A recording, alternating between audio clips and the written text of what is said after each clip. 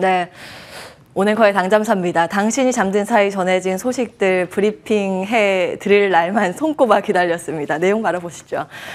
자, 월요일에 체크해야 될 미증시는 우리 시간으로는 토요일 마감, 미국 시간으로는 금요일 마감된 장 분위기인데 크게 두 가지가 시장에 영향을 미쳤습니다.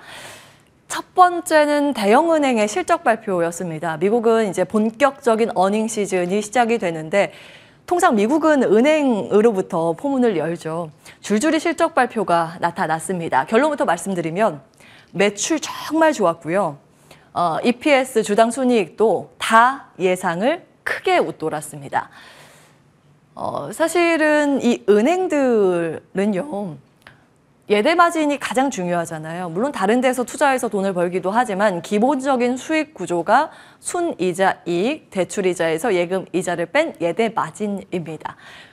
은행은 고객한테 돈을 받고 감사합니다 하고 고객에게 이자를 좀 주죠.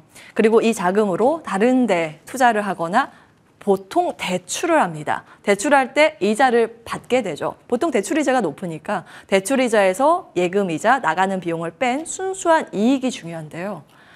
요즘 젊은이들 표현으로 하자면 JP모건의 이번에 순이익의 증가는 두 음절로 표현이 가능합니다. 대박, 정말 좋았습니다. 그 전년 같은 기간보다 무려 50% 가까이 폭증했고요. 시티그룹은 45%, 웰스파고도 23%의 강세입니다.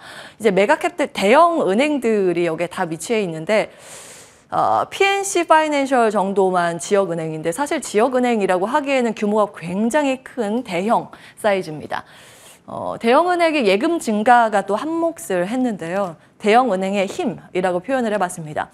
이 예대 마진이 높다는 건 대출이자가 늘어나거나 예금이자가 줄어들거나 둘 중에 하나겠죠. 그런데 보통 금리 인상기에는 같은 방향입니다. 그런데 이 상승의 폭이 좀 다를 뿐인데 굉장히 특이한 현상이 나옵니다. 예금의 이자는 거의 미동 없이 움직이지 않았는데 대출이자가 대폭으로 증가했습니다. 대출이자가 늘어난다는 건 그만큼 대출을 해줄 때 못 믿어서 갚을 수 있을까? 어떠한 불확실성이 있기 때문에 그 불확실성, 리스크 비용을 이자에 반영을 시켜서 비싸게 대출을 해주죠. 이 현상이 나오는데 특이하게도 예금이자는 거의 건드리지 않았습니다. 그 말은 내가 예금이자를 더 주지 않아도 고객들이 저절로 와서 예금을 한다라는 걸 의미합니다. SVB 사태 이후로만 따져봐도요. 대형은행 예금이 대폭 증가했는데요. 지역은행에서 불안한 고객들이 자금을 찾아서 대형은행에 맡긴 것을 고스란히 확인해 보실 수 있습니다. JP모건에는 이 기간 동안 500억 달러 정도가 들어왔고요. 시티그룹도 300억 달러 정도가 유입됐습니다. 월가에서는 은행 위기 증거를 찾을 수 없다고 표현을 했습니다. 저는 이 내용을 보자 연꽃이 연상됐는데요. 연꽃하면 아주 더러운 물, 진흙 속에서 깨끗하고 고귀한 자태로 피게 되죠. 사실은 은행들의 지금 위상을 유지하기까지 과거에 이 위기 사태를 복기해 볼 필요가 있는데요. 과거에 리먼 사태 등의 금융 위기가 터졌을 때 중소형 은행들이 하나둘씩 문을 닫을 때요. 대형 은행들이 그 은행을 다 인수해 갑니다. 물론 경기 사이클이 좋지 않을 때는 전체적으로 안 좋아 보이겠지만 회복 사이클 때 누구보다 크게 점유율을 늘려나가면서 몸집을 불려 현재의 위상을 대형은행들이 이때 만들어 놨는데요. 지금 나오는 예대 마진의 증가가 거의 비슷한 구조의 이 연꽃을 연상케 하는 흐름이 나오고 있습니다. 근데 사실 대형은행들은 JP모건이 7.5% 급등했고 대부분 상승하기는 했는데 문제는 중소지역은행입니다. 이쪽이 지역은행인데 특히 지역은행 안에서도 몸집이 작은 종목들은 다 빠졌습니다. 월스트리트저널에서는 대형은행 선전은 다 알고 있었던 일이다. 이게 모를 일은 아니었고 문제는 중소지역은행인데 여기는 아마 좋지 않을 거라고 이야기를 하고 있습니다. 제이미 다이먼 JP모건 회장도 금리가 아무래도 더 높은 수준 이어질 텐데 이 과정에서 소규모 은행들이 추가적으로 붕괴할 가능성 우리가 배제할 수 없다고 경고의 목소리를 내고 있습니다. 그런데 어찌되었든 중소은행 안 좋을 거 다 알고 있었고 이번에 적자 나올 걸 알고 있다라는 그 예상치에 반영된 부분이 있습니다. 이미 눈높이 많이 낮췄기 때문에 그렇게 시장 쇼크는 아닐 거라는 일각의 목소리도 존재하는데요. 그렇기 때문에 이번 주에 중소은행들이 실적 어떻게 발표하는지가 정말 중요합니다. 중소은행의 실적 발표 일정을 좀 기입을 해봤는데 여기에 증권사가 껴있네 하실 수 있겠습니다. 예전에 찰스 슈왑 위기설에 대해서 말씀드릴 때 같이 체크해드렸는데요. 일반적으로 증권사는 거래 수수료로 수익을 냅니다. 그런데 여긴 특이하게 그렇지 않거든요. 거래 수수료 제로로 책정을 해서 이걸 보고 많은 자금들이 유입이 됐습니다. 그 자금을 다른 쪽에 굴려서 투자를 했는데 그 구조가 SBB 포트폴리오와 거의 비슷한 부분이 포착됐습니다. 채권 손실 이번에 크게 나오지 않을까, 실적 발표할 때 안 좋을 걸이라고 이제 우려감이 형성이 됐는데요. 발빠르게 15대 주주 중에 한 곳인데 GQG 파트너스가 전량 가지고 있었던 지분을 매도한 것으로 드러났습니다. 그래서 이제 불안감이 아직 잔존해 있는 상황이기 때문에 계속해서 실적 발표 예의주시하셔야겠습니다. 자, 시장의 주인공은 은행일 줄 알았는데 이번에 그렇지는 않았습니다. 바로 연준 이사의 발언 때문인데요. 월러 이사의 발언입니다. 원래도 매파 인사로 알려져 있는 인물이죠. 지난번에 FOMC 할 때 다른 인사들은 한 25bp, 베이비 스텝을 다 주장했는데 월러 이사는 한 50bp 주장을 했을 거라고 다 이제 알려져 있는 그런 매파 인사인데 그 기대에 저버리지 않고 또 매파 발언, 강경 발언을 했습니다. 금리 여기서 더 올려야 되고 소비자 물가지수든 개인 소비 지출이든 지금 물가 여전히 높다. 그런데 은행 혼란이 일단락됐기 때문에 이 화력을 물가에 집중해서 추가 긴축이 필요하다고 매파 발언을 했습니다. 이념물 국채금리 30분봉 가지고 왔는데요. 월러 이사 발언하자마자 이 국채금리가 갑자기 소직 상승한 것을 확인해 보실 수 있습니다. 이후에 약간 꺾였다 다시 올라간 것은 이 30분 뒤에 이 월러 이사 발언에 힘을 보탠 지표가 등장했기 때문입니다. 미시간대에서 소비자 심리지수를 발표했는데 4월 수치입니다. 물론 이제 장기 인플레이션 기대치는 괜찮습니다. 평온한데 단기가 문제죠. 지금 5년 뒤에 물가가 중요한 게 아니라 1년 뒤에 물가가 중요한데 소비자들이 생각하는 1년 뒤의 물가 지난번 공개했었던 자료보다 무려 1%포인트나 뛰었습니다. 4.6% 1년 뒤에 갈 거라고 하고 있고요. 작년 11월 이후 최고치라고 이야기를 하고 있습니다. 소비자들의 심리가 중요한 이유는 지속해서 강조해드리고 있죠. 만약에 1년 뒤에 물가가 내려간다. 그러면 지금 내가 청소기를 사고 싶어도 1년 뒤에 더 싸질 거니까 조금 더 기다려서 사게 되겠죠. 그런데 1년 뒤에 물가가 더 많이 생각보다 뛴다. 청소기 가격 오르기 전에 지금 사야 돼. 라고 하는 사재기 구매가 소비자 쪽에서 일어날 수 있습니다. 수요와 공급 공성 아주 이 경제학적으로 원론적인 내용인데 이 수요 곡선이 올라가면서 물가 상승을 야기하게 되죠. 후행적으로 실물 지표에 영향을 미치기 때문에 심리가 중요한데 심리 상황은 물가가 오를 거라고 생각을 하고 있고 잡히지 않을 거라고 생각을 하고 있습니다. 결국 월러 이사의 발언처럼 긴축 더 세게 해야 할 것이라는 같은 궤를 그리고 있습니다. 자, 3대 지수가 이런 영향을 받아서 대형은행이 실적 좋았지만 그래서 장초반에는 분위기 좋았지만 월러 이사의 발언 이후에 국채금리의 급등에 힘을 이기지 못하고 하락 마감이 됐습니다. 통화정책에 민감한 2년물 국채금리의 상승폭이 경기에 민감한 10년물 국채금리의 상승폭을 훨씬 더 앞지르고 있죠. 이것은 은행의 경기에 대한 우려감보다 물가 이슈가 더 크게 자리했음을 확인해 보실 수 있습니다. 지수의 당연히 압박 요인인데요. 다만 이 막판에 조금 낙폭을 만회한 건 실적 시즌에 대한 기대가 있었다는 걸 확인해 보실 수 있습니다. 이거 좀 궁금해하실 것 같아서 가지고 왔습니다. 예전에도 한번 체크를 해드린 바 있는데 금리가 시장에 어떻게 영향을 미쳤는가 이게 좀 큰 그림 그릴 때 중요하겠죠. 과거에 이 금리 인상 사이클, 인하 사이클 때 어땠는가 아래가 금리의 추이고요. 위에가 미국의 종합주가지수 S&P 500 지수의 차트입니다. 보시면 금리가 올라갈 때 당연히 시장 좋지는 않았는데 딱 올라가는 거 끝나고 동결 정도 유지가 됐을 때 S&P 500 지수가 이때부터 급등을 합니다. 그런데 인하가 보통은 시장에 좋다라고 알려져 있잖아요. 그런데 인하를 할 때는 오히려 시장이 떨어집니다. 이 기대감이 이 앞으로 미리 반영했기 때문일까요? 이 패턴이 과거에 수차례 반복이 됐습니다. 한 가지 좀 생각해 볼 포인트는 금리 인하의 요인이 무엇인가입니다. 금리 인하가 경제가 너무 안 좋기 때문에 연준이 부양카드 성격으로 꺼내들었다 그러면 경기 침체를 반영할 가능성이 있는데요. 그렇기 때문에 현재 물가가 잡혀서 금리 인하를 하는가, 경기 침체가 부각돼서 금리 인하를 하는가에 따라서 평가는 갈릴 수 있겠습니다. 종목별 흐름들 체크해 볼 텐데요. 크게 AI 반도체 칩 수요 관련된 반응과 전기차의 약세인데 볼만한 부분 따로 좀 간략하게 보겠습니다. 일론 머스크가 참 인물은 인물이죠. 얼마 전에 이제 보도해 드린 내용 체크해 드렸는데 일론 머스크가 지금 AI 지금 문제가 있을 수 있다.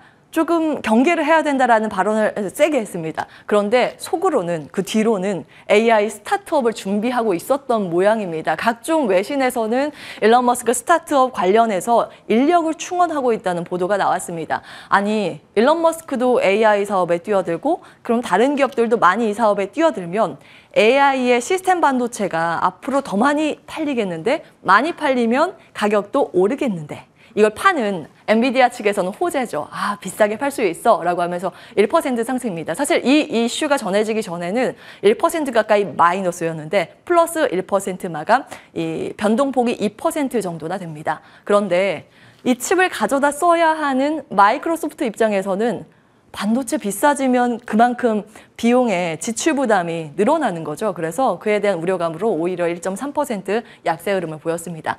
전기차들은 대부분 약세를 보였는데 시간상 테슬라만 보겠습니다. 테슬라가 이번에 유럽 포함해서 일부 국가에서 전기차 가격을 인하하기로 또 발표를 했는데요. 이 인하한 이유가 무엇인가가 중요하겠죠. 지금 원자재 가격이 떨어져서 마진 구조가 잘 확보돼서 경쟁력 차원에서 인하를 하는 거면 호재가 될 수 있겠지만 경쟁이 심화되고 어쩔 수 없이 떠밀려서 인하를 한 거면 정반대의 결과가 나올 수 있습니다. 그걸 가늠해 볼 수 있는 게 이번에 19일 실적 발표의 코멘트일 텐데요. 이 내용도 이번 주에 중요한 관전 포인트가 될 수 있겠습니다. 자, 이번 주 일정들 체크해 보겠습니다. 현재 상황부터 보시면 현재는 대출 규제가 강화되고 있죠. 연준 긴축 마무리되지 않고 있습니다. X가 빠졌네요. 근원 물가 부담은 지속되고 있습니다. 이 세 가지 포인트를 확인할 수 있는 관련된 지표가 1번, 2번, 3번으로 정리를 해봤습니다. 이번 주 일정이기 때문에 매크로 보시는 분들 꼭 확인을 해보셔야겠고요. 그리고 어닝 시즌이기 때문에 어떤 기업들이 실적 발표하는지 개별 종목의 이슈이기 때문에 테슬라, 넷플릭스 등등도 체크해 볼 필요는 있겠습니다. 자, 자리 이동해서 투자에 대한 아이디어 조금 더 확장적으로 체크해 보겠습니다. 예, 유럽 증시가 남모르게 최고치를 향해서 달려가고 있다는 거 알고 계십니까? 프랑스, 유럽, 미국 증시 올해 상승률 나와 있는데요. 프랑스 깍 지수, 스톡스 유럽 지수, 다음에 미국 종합주가 지수인 S&P 500 지수 압도적입니다. 특히 프랑스는 새 역사를 쓰고 있습니다. 한 번도 밟지 않은 땅을 밟고 있습니다. 코스피로 치면 지금 2,500대잖아요. 역사적인 신고가가 나오면 3,500대 정도가 넘어가는 그런 수치라고 이해하시면 되겠습니다.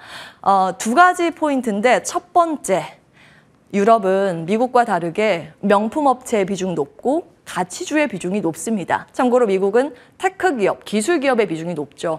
그런데 그중에서 특히 명품 업체들의 실적도 요즘 잘 나오고 있고 주가 여기에서 신고가가 속출하고 있습니다. LVMH라고 루이비통 모델이시죠.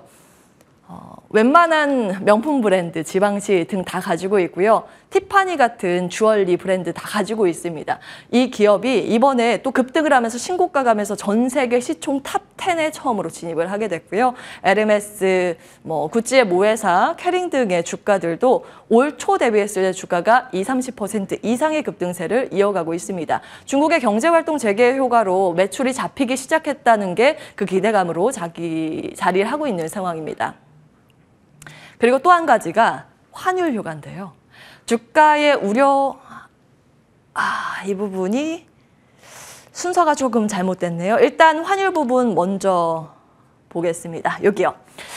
유럽 증시의 상승에 기인한 변수 중에 하나가 환율을 빼놓을 수 없는데 달러의 초강세가 최근 들어서 완화된 측면도 보셔야겠습니다. 달러 인덱스 작년에 고공행진할 때 무섭게 치솟다가 최근 들어서는 안정된 하향 안정세가 나타나고 있는데요. 이때와 현재가 다른 점이 무엇인가를 분류해서 체크를 해보셔야 하는데 작년에 저렇게 높았을 때 강세 요인이 크게 세 가지입니다. 러시아 우크라이나 전쟁에 따라서 유럽의 이 화폐 가치가 상대적으로 약세, 상대적으로 달러가 강세를 보였죠. 원자재 가격 급등했고 중국의 부진 이 영향으로 달러가 안전 대피처로 급등을 하는 모습이었습니다. 그런데 지금 약화된 흐름들 보시면 이 세 가지 변수 모두 영향력이 약화됐거나 거의 해소되는 국면입니다. 우리 시장에서 달러를 빼놓을 수 없겠죠. 우리 시장의 관점 두 가지로 요약해서 볼 수 있는데요. 외국인의 수급이 거의 환플레이와 같이 궤를 한다 해도 과언이 아닐 정도의 흐름이기 때문에 환율 중요하고요. 중국 쪽은 중국 소비 품목들 중요합니다.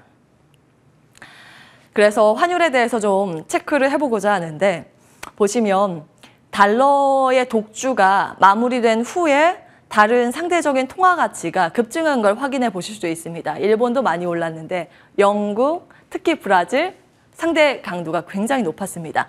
중국이 살짝 오르긴 했는데 우리나라만 유독 마이너스의 약세의 가치의 흐름을 보였습니다. 그런데 이게 3월 4일부터 4월 13일까지의 변동폭이거든요. 그 앞으로 조금 더 가볼까요? 작년 11월 이후 2월 초까지 보시면 사실 먼저 한국의 원화 가치의 급등세가 나타났습니다. 다른 국가에 비해서 압도적인 아웃퍼폼을 확인해 보실 수 있습니다. 왜 이런 현상이 나타났을까요? 사실 한국의 계절성 때문입니다. 결산법일 하면 법인마다 우리는 12월 결산이라고 다 알고 계실 텐데 다른 국가는 그렇진 않습니다. 미국 등 서구 국가는 고른 월별로 분포가 돼 있고요. 일본은 3월과 6월에 집중이 돼 있는데 유독 우리나라는 월말 12월에 집중이 돼 있습니다. 자, 그러면 이때 원화 수요가 좀 바뀌게 되는데요. 4월에 결산을 위한 환전 원화 수요가 있습니다. 그러면 4분기에는 단기적으로 국제 수지가 좋게 보이고요. 원화 강세의 요인이기도 합니다.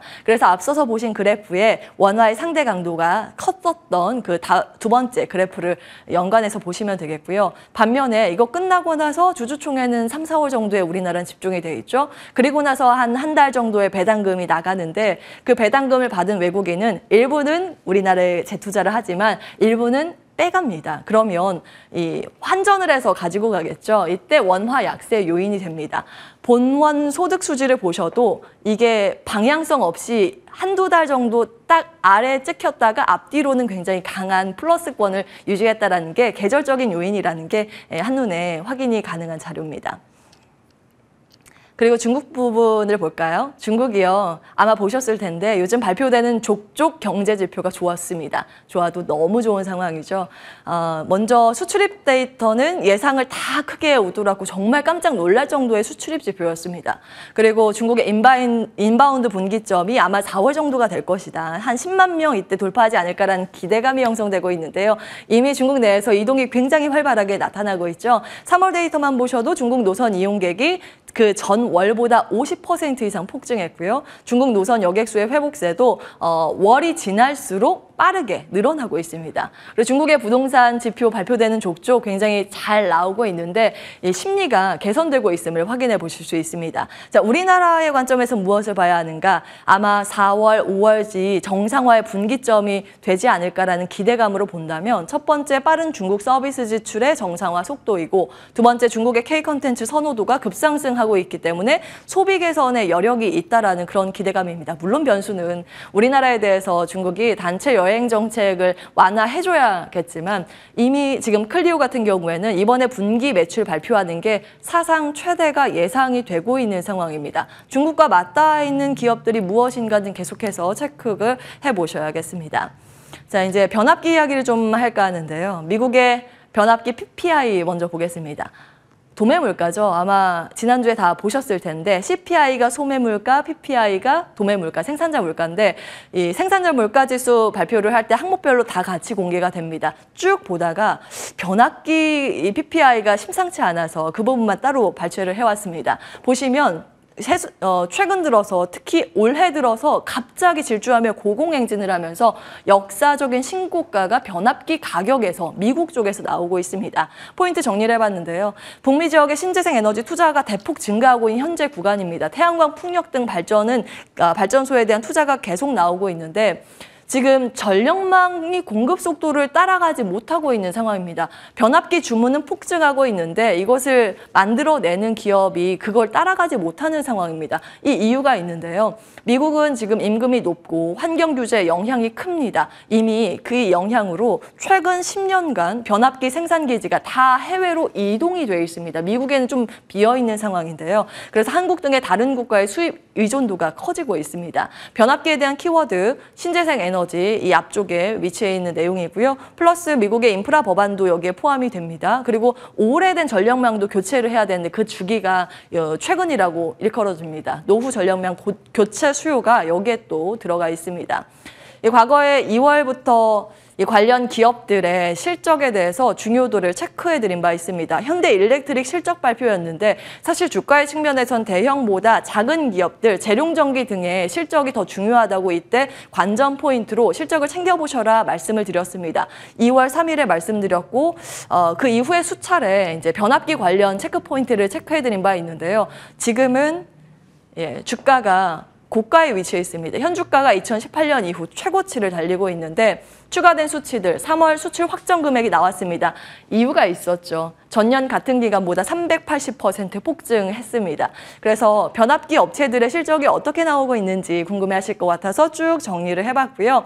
PER이 중요하겠죠. LS 일렉트릭이 피어그룹에선 좀 높은 편이고 효성중공업이 3배로 좀 낮은 편입니다. 그런데 재룡전기의 실적이 확실히 폭발적으로 늘고 있긴 합니다. 계속해서 실적 추이 체크해 보시기 바랍니다. 온앵커의 당잠사였습니다.